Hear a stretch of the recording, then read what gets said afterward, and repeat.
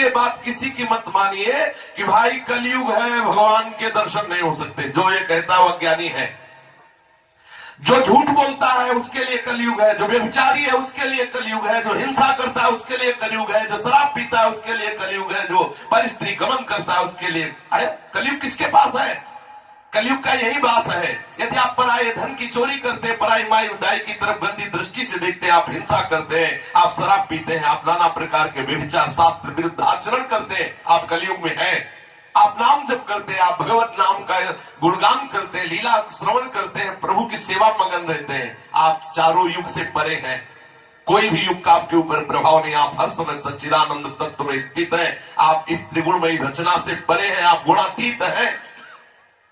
जो ये कहते हैं कि कलयुग में भगवत प्राप्ति बहुत दुर्लभ है, हमें लगता है कलयुग में सबसे सरल है भगवत प्राप्ति।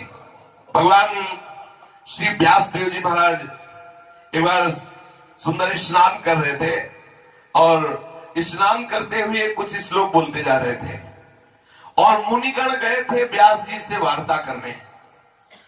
बहुत से मुनिगण एकत्रित होकर एक प्रश्न करने गए थे भगवान व्यास देव जी के पास। अब व्यास देव जी आनंद मगन होकर के हरि गुणगान करते हुए गंगा में स्नान कर रहे थे।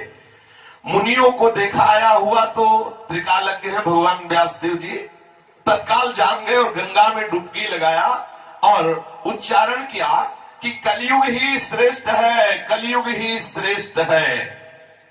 गंगा के स्नान करते समय उच्चारण कर रहे कलयुग ही श्रेष्ठ है, कलयुग ही श्रेष्ठ है। और मुनि यही पूछने गए थे, मुनि ही पूछने गए थे, फिर पुनः डुबकी लगाए और बोले कलयुग ही श्रेष्ठ है। धन्य है जिनका जन्म कलयुग में हुआ है, धन्य है उनका जन्म जो कलयुग में हुआ है। मुझे कहा आश्चर्य, हम जो पूछना चाहते थे वही भगवान व्यास देव जी। तो व्यास देव जी से कहा कि महाराज आप गंगा जी में खड़े होके बोल रहे हैं।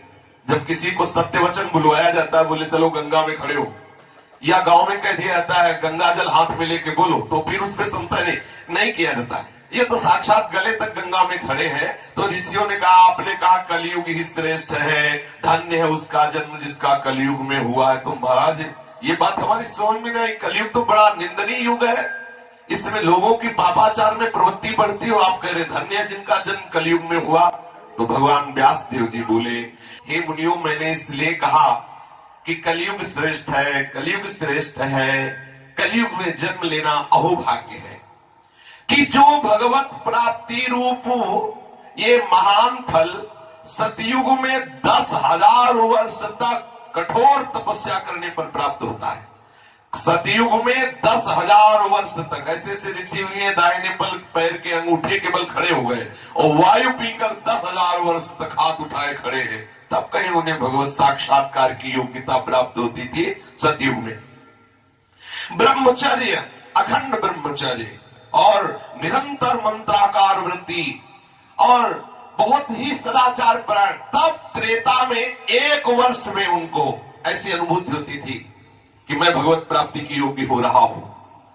और द्वापर में 1 मास तक पूर्ण ब्रह्मचर्य, मंत्राकार वृत्ति और परम पवित्रता से जीवन, तो उसे 1 मास में अनुभव होने लगता था कि भगवत तत्व की प्राप्ति की मुझे योग्यता का अनुभव हो रहा है। और कलयुग में 1 दिन रात में केवल अखंड नाम कीर्तन 24 घंटे, ब्रह्मचर्य और पवित्र अखंड चिंतन पर है बहुत कठिन, तरंगायमान होता रहता है मन, इसीलिए अभ्यास किया जा रहा है। जिस दिन ऐसी स्थिति आ गई कि 24 घंटे केवल श्री कृष्ण मानस पटल पर केवल प्रिया प्रीतम, तो जो सतयुग में 10,000 वर्ष तपस्या का फल, त्रेता में जो वर्ष और द्वापर में जो महीने में, कलयुग में 1 दिन में उस फल की प्राप्ति हो जाती। एक कलयुग के 1 दिन का भजन और सतयुग के 10,000 वर्ष के भजन, ऐसा भगवान व्यास देव जी कह रहे हैं। इसीलिए मैंने कलयुग को श्रेष्ठ कहा कि धन्य है जो कलयुग में जन्म लेकर के और भजन परायण है, भगवान नाम कीर्तन कर रहे हैं, भगवत स्मरण में लगे हुए हैं। सतयुग में ध्यान से, त्रेता में यज्ञ से, द्वापर में पूजा से जो परम लाभ मिलता था, कलयुग में केवल नाम कीर्तन से, केवल नाम कीर्तन से वही वस्तु की प्राप्ति हो जाती है। इसलिए गोस्वामी जी ने कहा है कि कलयुग समयुग आन नहीं, जो नर कर विश्वास, गाई राम गुण गण विमल, भवतर भी नहीं प्रयास। कलयुग के समान कोई युग नहीं है, यदि आप विश्वास कर लो तो। देखो यहां विश्वास की बात बोलनी पड़े, इसलिए बोलनी पड़ी कि यह विश्वास नहीं होगा कि कलयुग से श्रेष्ठ कोई युग नहीं है। बोलिए विश्वास कर लो तो। गोस्वामी जी कह रहे जो नर कर विश्वास, यदि ये विश्वास कर लो कि कलयुग से श्रेष्ठ कोई युग नहीं है, क्योंकि इसमें केवल भगवत चर्चा गान करते हुए, भगवत लीला सुनते हुए, भगवान नाम कीर्तन करते हुए वो परम पद मिलता है जो अन्य युगों में बड़ी बड़ी तपस्या करने पर भी दुर्लभ था, कलयुग में इतना सुलभ है। केवल भगवान नाम कीर्तन से, केवल भगवान नाम जप से वो परम पद में आरूढ़ हो जाता है।